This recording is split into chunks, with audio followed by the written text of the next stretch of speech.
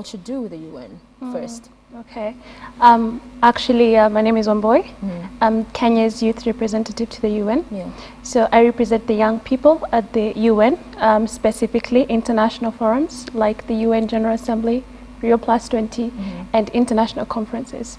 So what I do is that I get information from young people, and then I put it in a resolution, and I present it to the UN during the international conferences, yes. So there are millions of young people around the country. How do you go about collecting their views? How do you at least ensure you have, the majority and a perspective of what the larger group has as issues or their situation? Yeah. So I work very closely with organizations, youth organizations, and of course I work very closely with the ministry. So through the ministry we have sometimes, and of course the National Youth Council, so sometimes we have focus group discussions when the issue at hand is being discussed. Then we have the focus group discussions, and then we get the views from young people from across the country. Then we bring them on board and put it in a way that we can present it during the international conferences, yes. And before I go to Arnold, in your opinion, what is the state of the youth, you may put it that way, in Kenya? How would you describe in summary? I can say that for the longest time we have not had such a large population of young people, over 78% being under the age of 30. So I can say that having one of the largest population in Kenya being the young people, is that young people more and more are getting educated. And again, many opportunities are there available for the young people, both from the government, both from the private sector, and both from the UN. So what we're trying to do right now is to see how these young people can access these economic opportunities that are available for them. Okay. Yeah. Arnold, you're with the National Youth Council. Talk to us about what that does. Well, the National Youth Council is the official platform that young people have to engage government, partners, and even themselves. I would say it's actually the altar where youth engagement happens in this country, the official one. The council is relatively new. This is the very first time we're having a council, and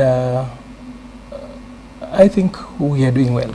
So it's relatively new. Formed when? The council came up last year. We are doing the second year, and the council primarily is for 3 reasons. There's a large mandate, but you can actually sum them into 3. Number 1, we do policy, we do research and advisory on all youth issues. And who set you up? The council was established through an election. There is an act of parliament to that effect, National Youth Council Act 2010. And then from 2011 we had an election. Then there were issues about elections as usual, so there was a court case until 2012. What were the issues? Normally in this country, people always don't lose. Either somebody has stolen elections or there are issues. A few young people had issues about how the election guidelines were done. So after the preliminary elections, young people went to court and stopped the process for over a year. But then the due court process went through, and the elections started afresh. Okay. Yeah, and we have a council of 16 members, but it has got a network that runs from the national up to the grassroots. We've got 6 members in every sub-location.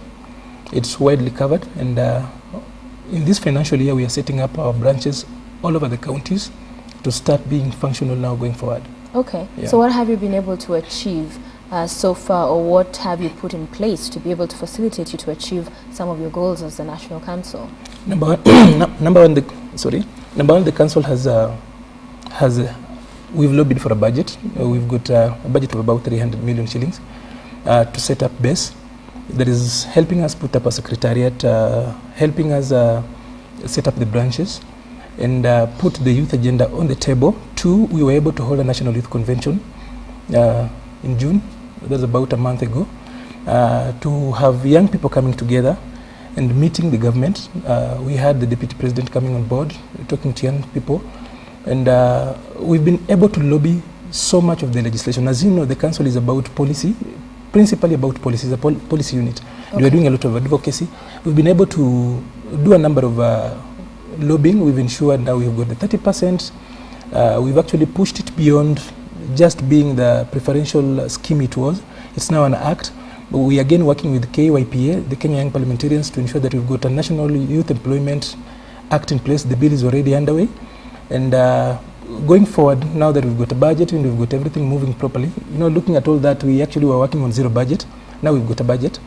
Going forward, one of the other mandate we have is actually to ensure that the youth sector is regulated and coordinated. As it were, you've realized the youth sector is very chaotic in a way. So we are going forward to ensure that all youth groups, youth initiatives, and anything that pertains young people is streamlined and mainstreamed.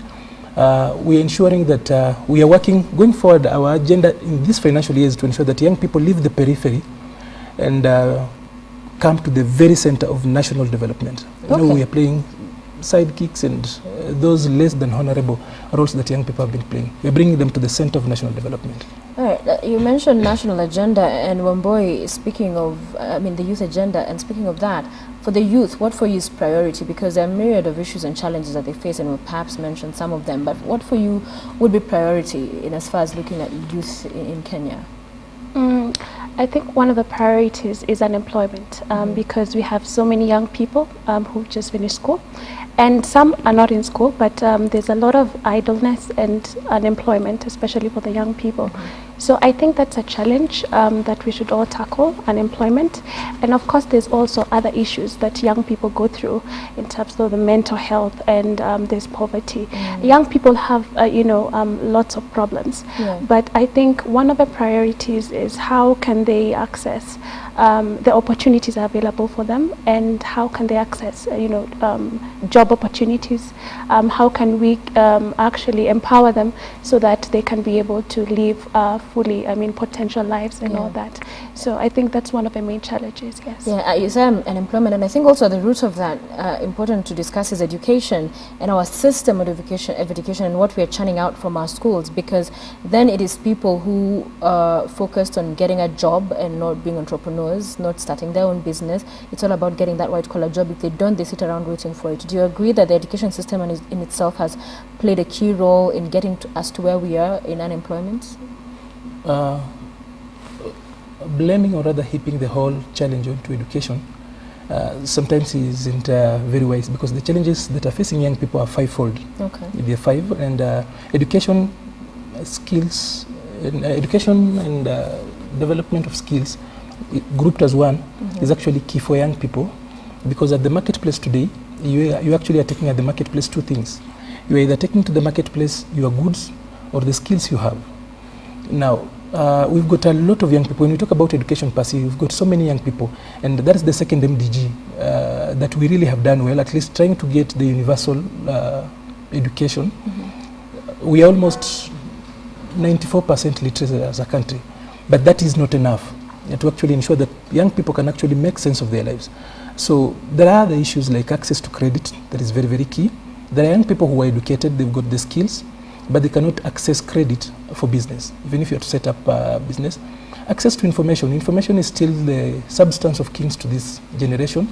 Then access to... How is it they're unable to access information? Because right now, you have first media, then there's a social media. You find a lot of the young people are the ones on these platforms, every day interacting. So how is access of information a challenge for the youth? Just having access to media and being on social media is not actually per se access to information. Because so information here, are you talking about? We're talking about information that you can actually manipulate, use it to make a livelihood out of it. It's so easy for young people in this country to tell you what happened in Japan this morning. They'll tell you about what is happening in the EPL in the UK. They know what is happening in the US, but they do not know what their own government is doing for them. Okay, exactly. Yeah. And especially the opportunities that the government has for the people, like Uwezo Fund, Youth Enterprise Fund, there's YAGBO. There's all these opportunities that the government has, but these young people, they've heard about it, but they do not know anything about it. They don't know how they can access these opportunities. They have just heard, but in terms of the real capacity building offered to these young people, to have all the information they need about these opportunities, actually most young people don't know what it's all about. And also internationally, there's the post-2015 development agenda that is being discussed at a global level, and we have 500 days for the MDGs to expire. but we feel like young people, they do not have that information, how they can actually be included in the entire process. So this is information that is key to young people, and I think if they can easily access this information, then it can really go a long way. Yeah. While I agree on one end, some young people would argue on the other hand is that when you talk about the funds especially, some of them in the past have epically failed, marred in corruption and have not been set up, eventually have not achieved what they were set up for. They've not benefited the youth. And others, even as much as they've been set up and you see the launches and they're awesome and you're told about all this money, they've not done anything to help get to the youth with that information. It's one hand for you to reach out for the information. It's one for even questions you pose on accounts perhaps that they may have, looking out for them online, visiting their offices. It's very little. Sometimes youth feel very frustrated when they try also to get that information because of these setups and forums and funds that are put together to help them. Well, on the contrary, I want to say that Kenya is actually leading at the moment on the youth agenda. You saw the other day the president being rated the third best performing president in Africa. I'll tell you that the premise of that is purely on the youth agenda. If we are talking about the funds, there's Uwezo Fund. Justify that? What do you mean? To justify that, look at this. GOLAP is an international and renowned research institution. They wouldn't get into the politics of faking a research. But this is it. If you've gone around and you are looking at so many countries coming to Kenya to actually try and benchmark on what we're doing, look at the Uwezo Fund, for example, being given to the youth, women and people with disability is an affirmative action that is not anywhere else. We've got a youth fund at the moment, and youth fund has we actually have transformed youth fund, is now doing majorly LPO financing, and that LPO financing is here actually to plug into the 30% that the government is giving to young people. There's no country on earth at the moment that has given 30% of its procurement, and the biggest businessman in any country is always the government. There's no government at the moment that has given anywhere except Kenya where 30% is reserved for young people. Now, we're ensuring that we give young people the tenders. Then once you get that tender, we give you the finance to do it. You cannot make it easy. I remember the other day President Museveni saying that we are spoon-feeding our youth. Nowhere else in this country, or rather in this world at the moment, are young people having as much opportunities. And when you talk about the 30%, we are talking about in excess of 200 billion shillings worth of business. That is the biggest promise the government and President Uhuru Kenyatta has given to the young people of this country. I know last year we performed dismally because young people were only able to take about 2 billion shillings out of the 200 worth of business. This year we actually have gone out and very much working hard to ensure that the uptake rises up. So it's actually incumbent upon young people. The government has given young people a blank check. It's for them to write in whatever they need. And the complaints about the funds not being receptive, this is public money. And it's also not just going to, you cannot just stop by the roadside and start dishing out money. We actually are trying to help young people actually get into entrepreneurship, because knowing too well that all the people that matter in the world, all the people we admire, from Warren Buffett to Bill Gates, even locally here, you talk about Mike Sonko, he's a business person. You talk about the people. But he dishes out money. He does not quite. I'm talking about the people, the prominent people in society. The people that have made it in society are business people. So government is actually trying to spur up the culture of entrepreneurship among young people. And we've really gone so far to ensure that young people get a bit of these things a little bit easier. And the threshold has been brought down. I'll actually be honest with you. The threshold for young people has been brought down.